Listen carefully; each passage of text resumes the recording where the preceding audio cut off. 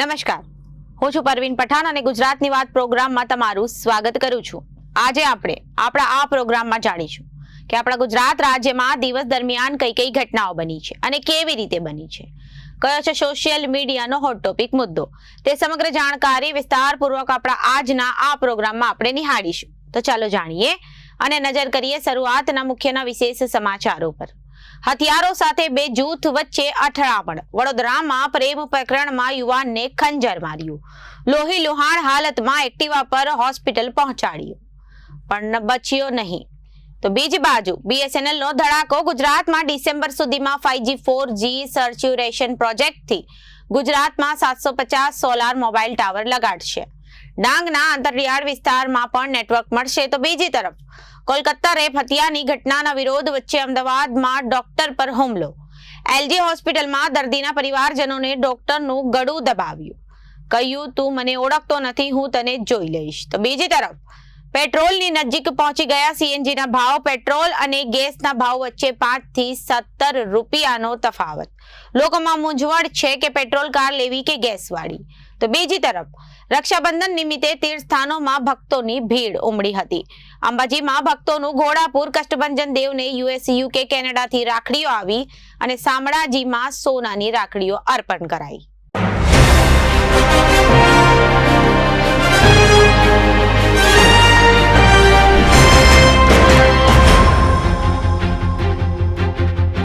હવે જોઈએ સમાચારો વિગતવાર।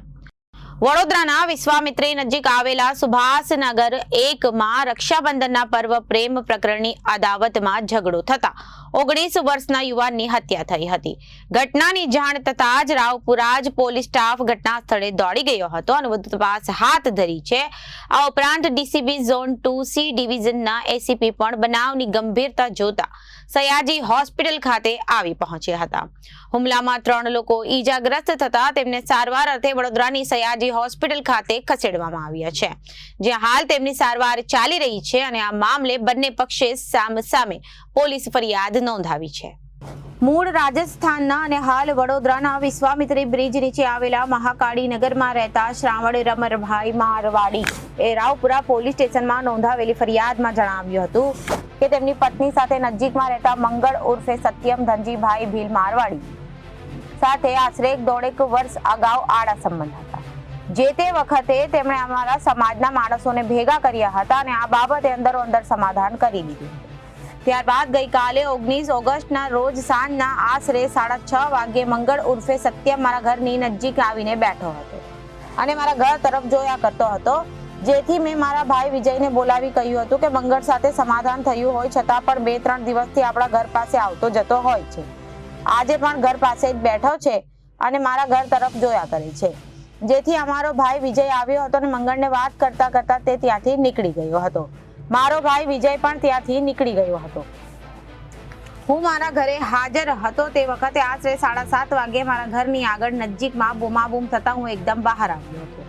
તે વખતે મંગળ ઉર્ફે સત્યમ, તેની સાથે તેના ભાઈ શિવમ ધનજી ભીલ અને મારવાડી જયદેવ ઉર્ફે રાહુલ ધનજીભાઈ ભીલ મારવાડી અને ઈશુ કનુભાઈ ભીલ મારવાડી મારા ભાઈ વિજય અને મારા ભત્રીજા કેશવને ભેગા મળી માર મારતા હતા અને ગાળો બોલતા હતા, જેથી હું દોડતો ત્યાં ગયો અને ત્યારે મારો ભાઈ અશોક પણ તેના ઘરની બહાર આવી ગયો હતો અને અમે છોડાવવા ગયા હતા। દરમિયાન શિવમે તેના હાથમાં રહેલું ખંજર મારા ભત્રીજા કેશવને છાતીમાં મારી દેતા તેને જમીન પર પડી ગયો હતો। તે વખતે મારો ભાઈ વિજય વચ્ચે પડતા શિવમે તેના ડાબા પગના સાથળ પર ખંજર મારી દીધું હતું। આ વખતે મંગળ ઉર્ફે સત્યમ ધાર્યું લઈને આવ્યો હતો અને તે ધાર્યું ડાબા હાથે કાંડા પર માર્યું હતું। હું ખસી જતા મારા ભાઈ વિજયના ડાબા હાથ પર વાગ્યું હતું, જેથી તે ઈજાગ્રસ્ત થયો હતો। મારા ભાઈ અશોકને ઈસુએ લાકડાના દંડો માથામાં માર્યો હતો, તેમજ જયદેવ ઉર્ફે રાહુલ પણ મને મારા ભાઈ અશોક અને વિજયને લાકડાની દંડાથી માર માર્યો હતો।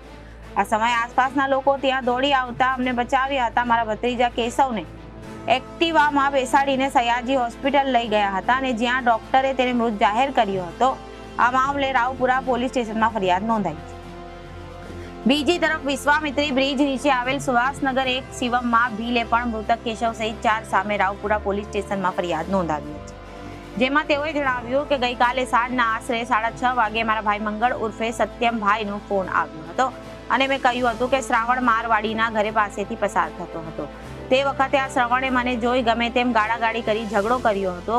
તું ઘરે આવી જા તેવી વાત કરતા હું નવાપુરા ખાતેથી મારી રિક્ષા લઈ 7 વાગે મારા ઘરે આવી ગયો હતો. તે વખતે મંગળ તથા મારો ભાઈ રાહુલ તેમજ મારા ફોઈનો છોકરો ઈશુ કનુભાઈ મારવાડી મારા ઘરે હતા. તે મારા ભાઈને પૂછતા હતા કે શ્રાવણની પત્ની સાથે આડા સંબંધ બાબતે અગાઉ સમાધાન થઈ ગયું હોવા છતાં સાંજના હું તેના ઘરે આગળથી નીકળ્યો હતો. તે વખતે આ બાબતે મારી સાથે ઝઘડો કર્યો હતો, જેથી અમે 4 જણા ભેગા થઈને શ્રાવણના ઘરે જઈ વાતચીત કરવા ગયા હતા. તે વખતે શ્રાવણનો ભાઈ વિજય રમણભાઈ મારવાડી અને તેનો ભત્રીજો કેશવ વિજયભાઈ મારવાડી બંને બહાર ઊભા હતા. અહીંયા કેમ આવ્યા છો તેમ કહી અમારી સાથે બોલાચાલી કરતા મારા ભાઈ મંગળે કહ્યું હતું કે આપણે અગાઉ સમાધાન થઈ ગયું છે.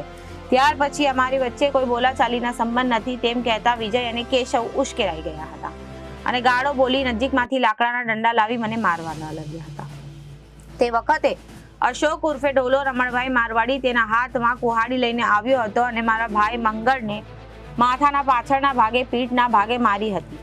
આ દરમિયાન શ્રાવણ પર તેના ઘરમાંથી લાકડી લઈ આવ્યો હતો અને મારા ભાઈ જયદેવ ઉર્ફે રાહુલને મારી હતી અને વિજય મારવાડીએ દંડાથી મારા ફોઈના દીકરા ઈશુ કનુભાઈ મારવાડીને માર્યો હતો.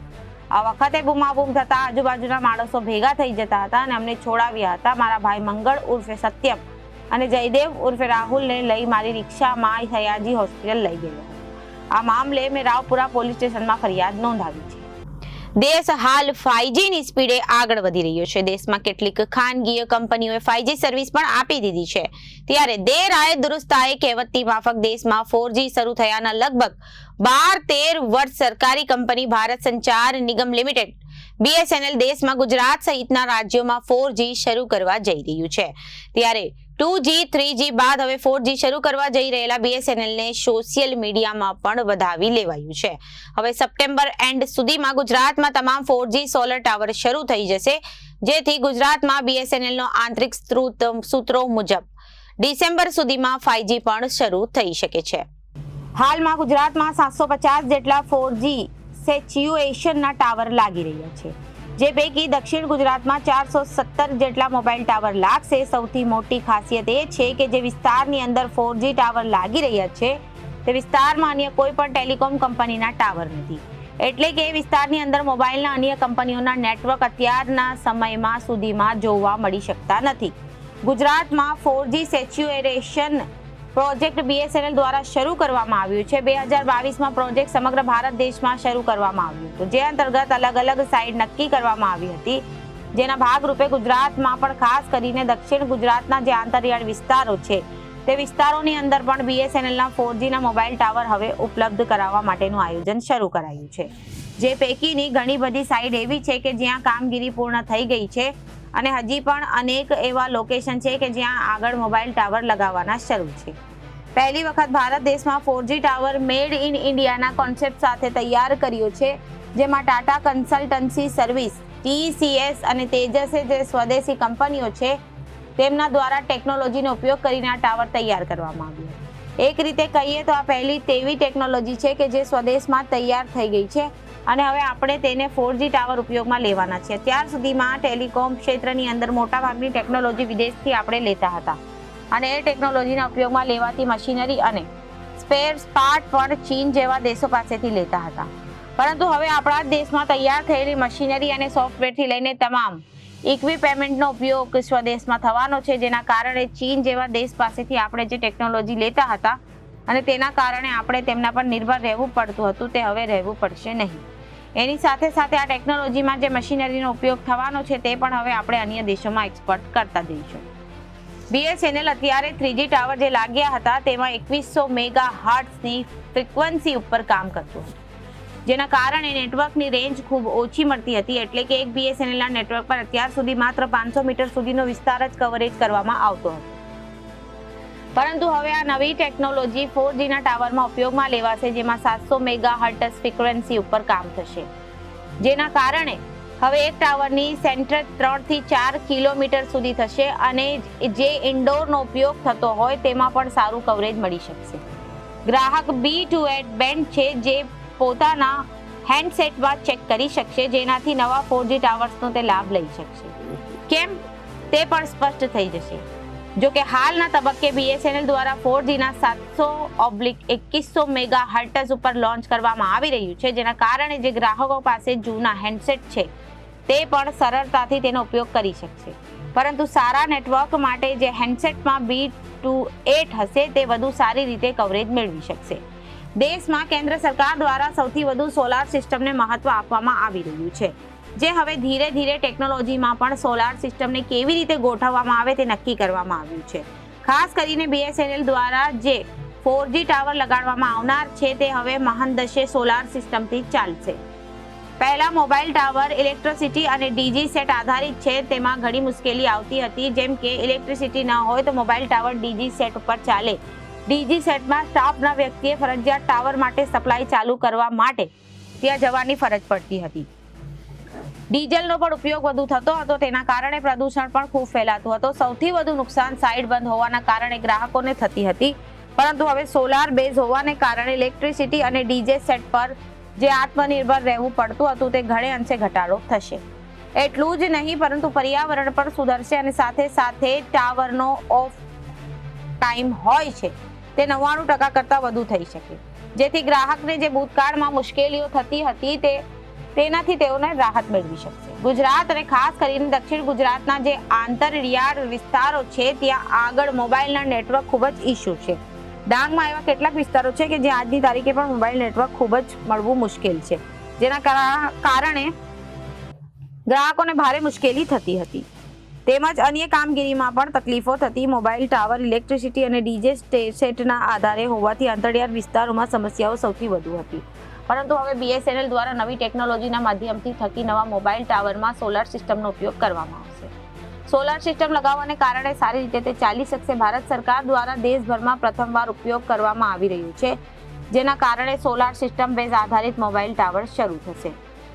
દક્ષિણ ગુજરાતની અત્યારની જે સોલાર બેઝ મોબાઈલ ટાવર લગાડવાનો નિર્ણય કર્યો છે તે પૈકી મોટાભાગની 417 પૈકીની જે મોબાઈલ ટાવરની સાઇટ છે તેનું કામ ઓગસ્ટ સુધીમાં પૂર્ણ થઈ જશે, જેથી જેટલા પણ આંતરિયાળ વિસ્તારો છે ત્યાં આગળ નેટવર્ક શરૂ થવાની પૂર્ણ શક્યતા છે. તેની સાથે સાથે અત્યારના BSNLના જે હયાત મોબાઈલ ટાવર છે તે પૈકીના સપ્ટેમ્બર મહિનાના સુધીમાં 4Gમાં કન્વર્ટ થઈ જશે. ધારણા પ્રમાણે ટેકનોલોજી જો સફળતા મળે તો ડિસેમ્બર મહિને સુધીમાં જ 5Gનું પણ લોન્ચિંગ કરી દેવામાં આવશે. અત્યારે BSNLના દક્ષિણ ગુજરાતમાં કુલ 1087 ટાવર છે તે પણ કન્વર્ટ થશે, જેનાથી આવનાર દિવસોમાં BSNLની જે નેટવર્ક સ્ટ્રેન્થ છે તે ખૂબ વધવાની છે.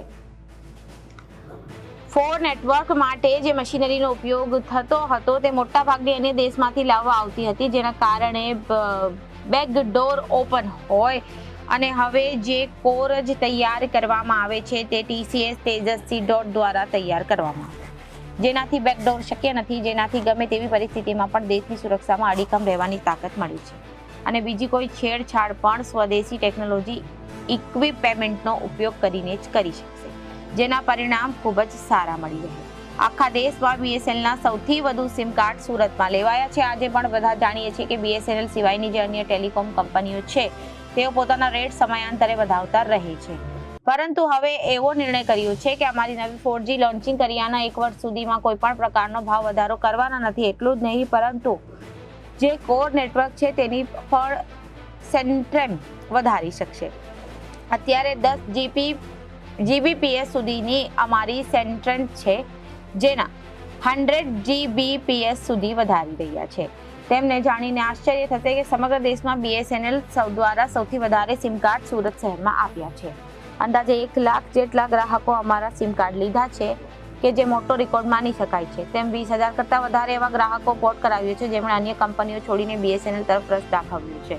અમારો આશય છે કે સસ્તા દરમાં ગ્રાહકોને સારી સુવિધાઓ આપવી. અત્યારે પણ અમે અન્ય ટેલિકોમ કંપનીની સરખામણીએ ખૂબ જ ઓછા દરના પ્લાન ગ્રાહકોને આપી રહ્યા છીએ. કોલકાતામાં મહિલા ડોક્ટર પર દુષ્કર્મ અને હત્યાની ઘટનાના પડઘા દેશભરમાં પડ્યા છે. હોસ્પિટલમાં ડોક્ટરો દ્વારા સુરક્ષા માટે કડક કાયદાની માંગ સાથે હડતાળ કરવામાં આવી રહી છે. ત્યારે અમદાવાદના મણિનગરમાં આવેલી LG hospital Narendra Modi medical કોલેજમાં દર્દીઓ દ્વારા રેસિડેન્ટ ડોક્ટર સાથે બોલાચાલી કરી ઘર્ષણ કર્યું હોવાની ઘટના બની છે. દર્દીના પરિવારજનોએ સારવાર બાબતે ઉગ્ર બોલાચાલી કરી રેસિડેન્ટ ડોક્ટરનું ગળું દબાવી દીધું હતું. જો કે બહાર હાજર સિક્યોરિટી સ્ટાફ દ્વારા તાત્કાલિક ધોરણે ડોક્ટરને છોડાવવામાં આવ્યા હતા. આ ઘટના બાદ રેસિડેન્ટ ડોક્ટરે ઇમરજન્સી સારવારથી જ આગળ રહ્યા હતા. એલજી હોસ્પિટલના સુપ્રિન્ટેન્ડન્ટ ડોક્ટર લીના ઢાબીએ જણાવ્યું હતું કે ઇમરજન્સીમાં વહેલી સવારે એક દર્દીની સારવાર માટે લાવવામાં આવ્યો. ઝેરી દવા પીધી હોવાથી પોલીસે કેસ અને સારવારની પદ્ધતિ જાણવા માટે મહિલા ડોક્ટર દ્વારા જ્યારે તેમને વિગત પૂછવામાં આવી હતી ત્યારે અચાનક દર્દીના સગા ઉશ્કેરાઈ ગયા અને બોલાચાલી કરવા લાગ્યા. આ દરમિયાન દર્દીના સગાએ બાજુમાં ઉભેલા જેન્ટ્સ રેસિડેન્ટ ડોક્ટરનું ગળું દબાવ્યું. એક તરફ નોન ઇમરજન્સી સેવામાં રેસિડેન્ટ ડોક્ટરો હડતાળ પર છે તો બીજી બાજુ ઇમરજન્સી સેવામાં પણ આ રીતે દર્દીના પરિવારજન દ્વારા હુમલો કરવાની ઘટના બનતા રેસિડેન્ટ ડોક્ટરે ઇમરજન્સી સેવા બંધ કરી હતી. જો કે 3 થી 4 કલાક સુધી સમજાવટ બાદ ફરીથી તેમણે કામગીરી શરૂ કરવામાં આવી હતી. આ બાબતે મણિનગર પોલીસ સ્ટેશનમાં દર્દીના પરિવારજન વિરુદ્ધ ફરિયાદ નોંધાવાઈ છે. એલજી હોસ્પિટલમાં સુરક્ષા મામલે તેમણે જણાવ્યું હતું કે ડોક્ટરે અને દર્દીઓ વચ્ચે ઘર્ષણ ન થાય તે માટે હોસ્પિટલમાં પૂરતી વ્યવસ્થા છે. ઇમરજન્સી ટ્રોમા સેન્ટરની બહાર અને મુખ્ય ગેટ પાસે સિક્યોરિટી ગાર્ડ ગોઠવવામાં આવેલા છે. હવે ઇમરજન્સી ટ્રોમા સેન્ટરની અંદર ભાગે પણ એક સિક્યોરિટી ગાર્ડ મૂકવાની વિચારણા હાથ ધરવામાં આવી છે. આ ઉપરાંત હવે હોસ્પિટલમાં એક પોલીસ ચોકી પણ બનાવવા માટેની રજૂઆત કરવામાં આવશે, જ્યાં સતત 24 કલાક પોલીસ કર્મચારીઓ હાજર હોય છે. પૂરતા પ્રમાણમાં સીસીટીવી કેમેરા લાગેલા છે. જો કે હવે ઇમરજન્સીમાં પણ દર્દીઓના સગા દ્વારા બોલાચાલી કરવામાં આવતા પોલીસ પણ હવે મૂકવામાં આવશે. અમદાવાદ મ્યુનિસિપલ કોર્પોરેશન સંચાલિત મણિનગરની એલજી હોસ્પિટલમાં રવિવારે વહેલી સવારે ઝેરી દવા પીનાર એક દર્દીની સારવાર માટે લાવવામાં આવી. ઇમરજન્સી ટ્રોમા સેન્ટરે લાવી હાજર મહિલા રેસિડેન્ટ ડોક્ટર હિરલબેન દ્વારા દર્દીની સારવાર માટે દર્દીના સગાને કંઈક દવા પીધી છે. કેવી રીતે પીધી, ઘટના બની એ વિગત પૂછી રહ્યા હતા. સારવારની પદ્ધતિ માટે જ્યારે દર્દીના સગાને પૂછવામાં આવ્યું ત્યારે અચાનક તેઓ ઉશ્કેરાઈ ગયા અને તમે સારવાર કરો એમ કહીને બોલાચાલી કરી હતી, જેથી ત્યાં હાજર અન્ય રેસિડેન્ટ ડોક્ટર રવિ ચૌધરી ત્યાં આવ્યા અને દર્દીના સગાને સમજાવી રહ્યા હતા કે સારવાર કરવા માટે કેટલીક માહિતી પૂછવી જરૂરી છે તો યોગ્ય સારવાર કરી શકાય છે. જો કે ડોક્ટર રવિ ચૌધરી જ્યારે દર્દીના સગાને સમજાવી રહ્યા હતા ત્યારે તેમની સાથે હાજર અન્ય એક વ્યક્તિ મોબાઈલમાં વિડીયો ઉતારી રહ્યો હતો, જેથી રવિ ચૌધરીએ તેને વિડીયો ઉતારવાની ના પાડી હતી. આ બાબતે ડોક્ટર અને દર્દીના પરિવાર વચ્ચે ઉગ્ર બોલાચાલી થઈ અને ઝપાઝપી કરતા એક વ્યક્તિએ ડોક્ટરનું ગળું દબાવી દીધું, જેના કારણે તાત્કાલિક ત્યાં હાજર સિક્યોરિટીના બાઉન્સર દોડી આવ્યા હતા અને તેમને છોડાવ્યા હતા. દર્દીના પરિવારજનોને ડોક્ટરને ધમકી આપી હતી કે તું મને ઓળખતો નથી, હું તને જોઈ લઈશ એમ કહી ધમકી આપી દેતા રેસિડેન્ટ ડોક્ટર ઇમરજન્સી સારવાર છોડીને નીકળી ગયા હતા. વહેલી સવારે ઇમરજન્સીમાં સારવાર કરનાર રેસિડેન્ટ ડોક્ટરોએ કામગીરી બંધ કરી દેતા તાત્કાલિક એલજી હોસ્પિટલના સુપ્રિન્ટેન્ડન્ટને જાણ કરવામાં આવી. મેડિકલ કોલેજના ડીન અને સુપ્રિન્ટેન્ડન્ટ સહિતના અધિકારીઓને જાણ કરવામાં આવતા તેઓ હોસ્પિટલ દોડી આવ્યા હતા અને ડોક્ટરોને સમજાવ્યા હતા કે નોન ઇમરજન્સી સેવા હાલ બંધ છે અને જો ઇમરજન્સી સેવા બંધ કરી દેવામાં આવશે તો દર્દીઓને વધારે તકલીફ પડશે. દર્દીઓની સારવાર જરૂરી છે એમ કહી ડોક્ટરોને સમજાવ્યા હતા. જો કે 3 થી 4 કલાક સુધી સમજાવટ બાદ આખરે રેસિડેન્ટ ડોક્ટર ફરી એકવાર ઇમરજન્સી સેવામાં કામગીરી કરવા તૈયાર હતા. સમયાંતરે સીએનજી સસ્પેન્ડ નેચરલ ગેસના ભાવમાં વધારો થતા સંખ્યાબંધ વાહન ચાલકો પર બોજો વધ્યો છે. પણ હવે નવું સીએનજી વ્હીકલ લેનારા લોકો પણ વિચારતા થયા છે કે કાર કઈ લેવી, પેટ્રોલ વાળી કે ગેસ વાળી. કારણ કે દેશના કેટલાક રાજ્યોમાં સીએનજી અને પેટ્રોલ વચ્ચે લીટરે માત્ર 5 રૂપિયાનો જ તફાવત છે. જો ગુજરાતમાં 14 થી 17 રૂપિયા જેટલો તફાવત છે. ગુજરાત ગેસની વાત કરીએ તો 4 મહિનામાં સીએનજીના 1 કિલોએ 2.5 રૂપિયા વધી ગયા. 2.5 રૂપિયા વધતા 1 કિલો સીએનજીનો ભાવ 75.9 થી વધીને 77.76 રૂપિયા થયો છે. ભાવ વધતા રિક્ષા અને ટેક્સી ચાલકો પર તો બોજો આવ્યો જ છે, પણ સાથે સાથે લોકોમાં પણ મૂંઝવણમાં છે કે નવી કાર ખરીદવી તો કઈ ખરીદાય, ગેસ વાળી કે પછી પેટ્રોલ વાળી. ગુજરાત ગેસ કંપનીની વાત કરીએ તો 1 જૂને 1 કિલો સીએનજીનો ભાવ 1 રૂપિયો વધ્યો, 1 ઓગસ્ટે ફરી 1 રૂપિયો વધ્યો, 14 ઓગસ્ટે વધુ 61 પૈસા વધ્યા. જો કે અલગ અલગ શહેર મુજબ અને ખાનગી કંપનીઓમાં પંપના ભાવમાં તફાવત છે. જેમ કે ખાનગી કંપનીમાં પંપમાં 1 કિલો ગેસનો ભાવ 80.65 રૂપિયા છે. એટલે ગુજરાત ગેસ અને ખાનગી કંપની વચ્ચે પણ કિલોએ 3 રૂપિયાનો તફાવત છે. ગુજરાતમાં સીએનજી થી ચાલતા વાહનોની સંખ્યા 12,30,000 છે ને આ તમામ ચાલકો પર બોજો વધ્યો. સીએનજીના ભાવમાં આંતરરાષ્ટ્રીય માર્કેટ ઉપર વધારે આધાર રાખે છે. ઇન્ટરનેશનલ માર્કેટમાં ભાવ વધી જાય એટલે અસર વધે થાય છે. ભારતમાં પણ સીએનજીના ભાવમાં વધારો થાય છે. જેમ કે ગુજરાતમાં છેલ્લા 4 મહિનામાં 1 કિલો ₹2.5 વધ્યા, પણ આંધ્રમાં 4 મહિનામાં 1 કિલોએ ₹12 વધ્યા. તો આ ભાવની અસમાનતા જે તે રાજ્ય સરકારની ડ્યુટી પર પણ આધાર રાખે છે. જેમ કે 2022માં કુદરતી ગેસની કિંમત $2.9 પ્રતિ MMBTU metric million British thermal યુનિટથી વધારીને 6.1 પ્રતિ $MMBTU કરવામાં આવી હતી. ત્યારે સીએનજીના ભાવ અચાનક ભડકે બળ્યા હતા, પણ 2023માં ફરી ભાવ ઘટતા લોકોને રાહત થઈ હતી.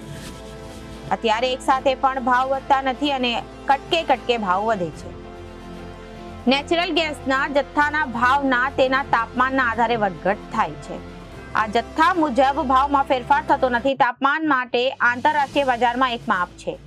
આ માપ 1 MMBTU મુજબ મપાય છે. MMBTU એટલે કે જૂનું ફૂલ ફોર્મમાં થાય છે કે metric million British thermal unit.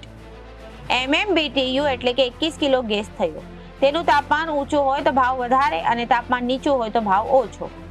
જ્યારે ગેસ જનરેટ થાય છે ત્યારે તેને ગરમાવાને માપવામાં આવે, એટલે કે ગેસના જથ્થા મુજબ જેટલો ગરમાવો હોય તે મુજબ ભાવ નક્કી થાય. જેમ કે 21 કિલો ગેસ એટલે કે 1 MMBTU જથ્થાનું તાપમાન વ્યવસ્થિત હોય તો ભાવમાં ફેરફાર પડતો નથી.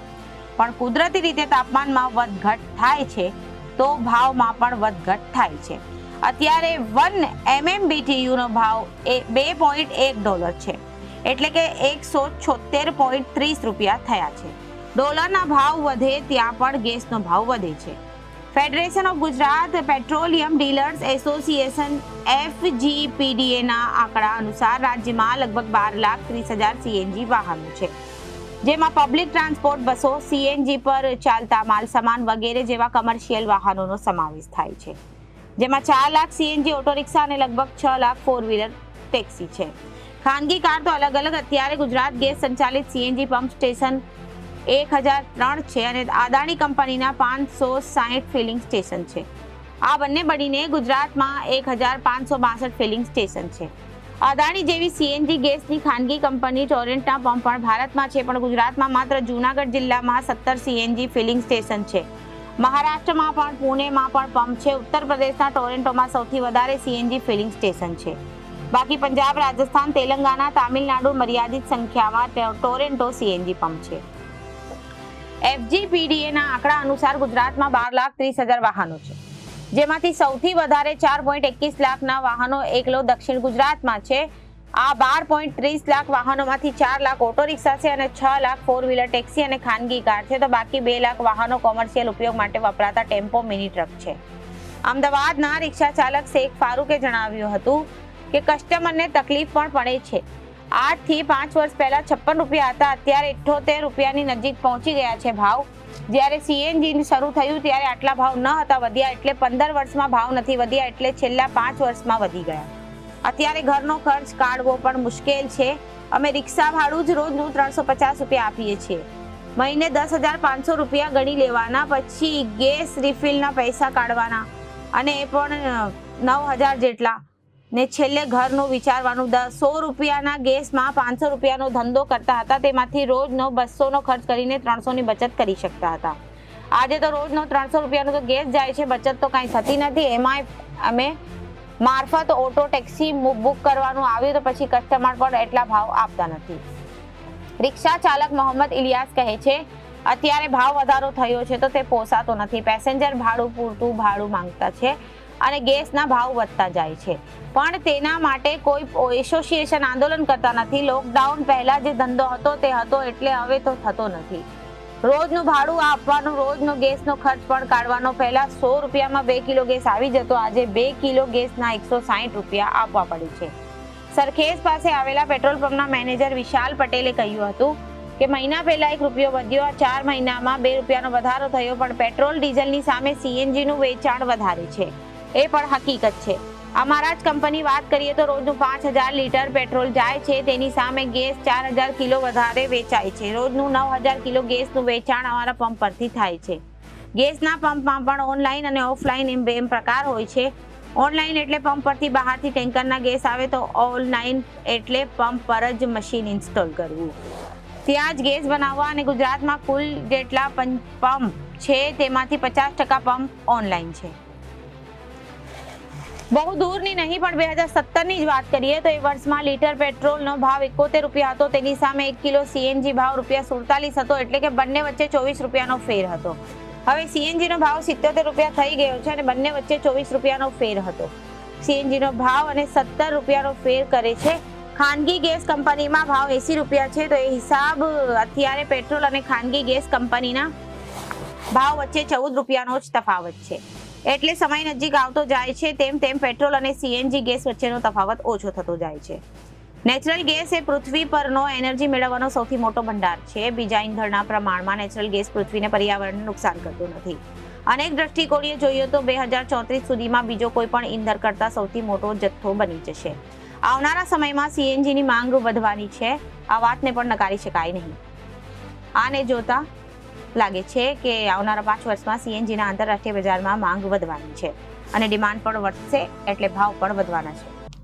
રક્ષાબંધનના પવિત્ર દિવસે દેશભરના તમામ મંદિરોમાં ભક્તોની ભીડ ઉમડવા જોવા મળી હતી. ત્યારે ગુજરાતના શક્તિપીઠ અંબાજી મંદિર પણ ભક્તોથી ઉભરાયું હતું. વહેલી સવારથી જ માઈ ભક્તો માતાજીના દર્શન અને માતાજીના આશીર્વાદ લેવા માટે પહોંચ્યા હતા. માતાજીના જયઘોષ સાથે પહોંચતા ભક્તોથી સમગ્ર મંદિર પરિસરમાં ભક્તિમય માહોલ છવાયો હતો. શ્રાવણના ત્રીજા સોમવાર અને રક્ષાબંધનના સંયોગ પર સોમનાથમાં વહેલી સવારે 4 વાગે ભાવિકો માટે મંદિરના દ્વાર ખોલવામાં આવ્યા હતા. સાળંગપુર શ્રી કષ્ટભંજન દેવને રાખડીના વાઘાનો શણગાર કરાયો હતો. રક્ષાબંધનના પર્વે નિમિત્તે દાદને યુએસ, યુકે અને કેનેડાને આફ્રિકા, દુબઈ, ઓસ્ટ્રેલિયા સહિતના દેશ દુનિયામાંથી 30 થી 35 હજારથી વધુ રાખડી અર્પણ કરવામાં આવી હતી. રક્ષાબંધન નિમિત્તે માતાજીની વહેલી સવારે 6 કલાકે મંગળા આરતી કરાઈ હતી. રક્ષાબંધન અને શ્રાવણ માસનો સોમવારનો સુગમ સંયોગ હતો, જેને લઈને અંબાજી મંદિરમાં ભક્તોની ભારે ભીડ જોવા મળી હતી. અંબાજી મંદિરમાં દર્શન માટે ભાઈ ભક્તોની લાંબી લાઈનો જોવા મળી હતી. ભક્તો દૂર દૂરથી માતાજીના દર્શન કરવા આવી રહ્યા હતા. રક્ષાબંધનને લઈ અંબાજી મંદિરને રંગબેરંગી ફૂલોથી શણગારવામાં આવ્યું હતું. મંદિરમાં સવારે મંગળા આરતી બાદ અંબિકેશ્વર મહાદેવની આરતી કરવામાં આવી હતી. અંબાજી મંદિર ખાતે અંબિકેશ્વર મહાદેવ આવેલું છે. માઈ ભક્તોની સાથે સાથે શિવ ભક્તો પણ મોટી સંખ્યામાં દર્શન કરવા પહોંચ્યા હતા. મા અંબાનું મંદિર બોલ મેરી અંબે જય જય અંબેના નાદથી ગુંજી ઉઠ્યું હતું, જેને લઈને અંબાજી મંદિરમાં ભક્તિમય માહોલ છવાયો હતો. રક્ષાબંધન પર નિમિત્તે અંબાજી મંદિરના ભટ્ટજી મહારાજે જણાવ્યું હતું કે રક્ષાબંધનનો ઉત્સવ અને પર્વ છે, ત્યારે મોટી સંખ્યામાં ભક્તો માતાજીના દર્શન કરવા આવી રહ્યા હતા. ભક્તો માતાજી જોડે શુભ થાય, શાંતિ થાય એવી પ્રાર્થના કરી રહ્યા હતા. રક્ષાબંધનનું મુહૂર્ત બપોરે 1.5 કલાક પછીનું છે, જે બ્રાહ્મણો યજ્ઞોપવતી ધારણ કરશે અને આપણી પરંપરા મુજબ કામ કરશે. રક્ષાબંધન નિમિત્તે અંબાજી મંદિરના ભટ્ટજી મહારાજ દ્વારા મંદિરમાં માને રાખડી બાંધવામાં આવી હતી. અંબાજી મંદિરની ગાદી ખાતે તેમજ અલગ અલગ ભગવાનને રાખડી બાંધી હતી. ભગવાનની સાથે સાથે દર્શનાર્થે આવતા ભક્તોને પણ રાખી બાંધવામાં આવી હતી. સુપ્રસિદ્ધ સાળંગપુર કષ્ટભંજન હનુમાનજી મંદિર ખાતે રક્ષાબંધન પર્વની ધામધૂમથી ઉજવણી કરવામાં આવી હતી. પવિત્ર શ્રાવણ માસ અને નારિયેળી પૂનમ રક્ષાબંધનના તહેવાર નિમિત્તે સાળંગપુર કષ્ટભંજન હનુમાનજી દાદાને ભક્તોએ મોકલાવેલી રાખડીના વાઘાને શણગાર કરાયો હતો. ભક્તોએ મોકલાવેલા પત્રો દાદાના ચરણે મૂકવામાં આવ્યા હતા. નારિયેળી પૂનમ નિમિત્તે હનુમાનજી દાદાના સિંહાસનને નાળિયેરીના પાનનો શણગાર કરવામાં આવ્યો હતો.